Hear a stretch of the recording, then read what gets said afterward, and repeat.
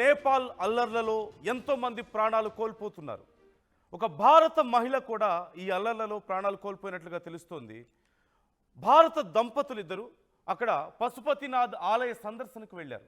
యూపీలోని గజియాబాద్కు చెందిన దంపతులుగా గుర్తించారు. కాఠ్మండూలోని హయత్ రీజెన్సీ హోటల్లో వారు బస చేశారు. రాజేష్ దేవి గోలా, రామ్వీర్ సింగ్ గోలాగా వారిద్దరిని గుర్తించారు. ఈ నేపథ్యంలో ఈ ఆందోళనకారులు ఒక హోటల్ని చుట్టుముట్టి నిప్పంటించినట్లుగా తెలుస్తోంది. బిల్డింగ్ 4వ అంతస్తు నుంచి కిందకు దూకారు ఈ దంపతులు.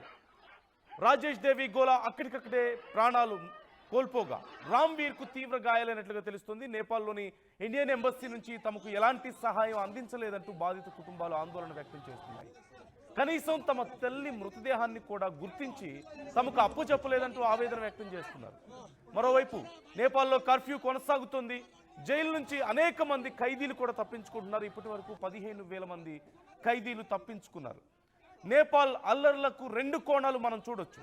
మొదటిది, ఒక సోషల్ మీడియా కోసం మొదలైన ఉద్యమం రాజకీయ రాజ్యాంగ ప్రక్షాళన దిశగా వెళ్ళింది. పూర్తిగా అక్కడ సమాజాన్ని ప్రక్షాళన చేస్తూ, రాజకీయాలను ప్రక్షాళన చేస్తూ రాజ్యాంగాన్ని తిరిగి రాయాలని కోరే స్థాయికి వెళ్ళింది. అక్కడ ఉన్నటువంటి అవినీతిని నిర్మూలించాలంటూ వాళ్ళు డిమాండ్ చేసే స్థాయికి వెళ్ళింది. ఒక రకంగా ఇది మంచి విషయం అయినప్పటికీ, అంటే జెన్జీ కిడ్స్ అందరూ కూడా ఇవాళ రేపు ఫోన్లకి టెక్నాలజీకి అడిక్ట్ అయిపోయారు.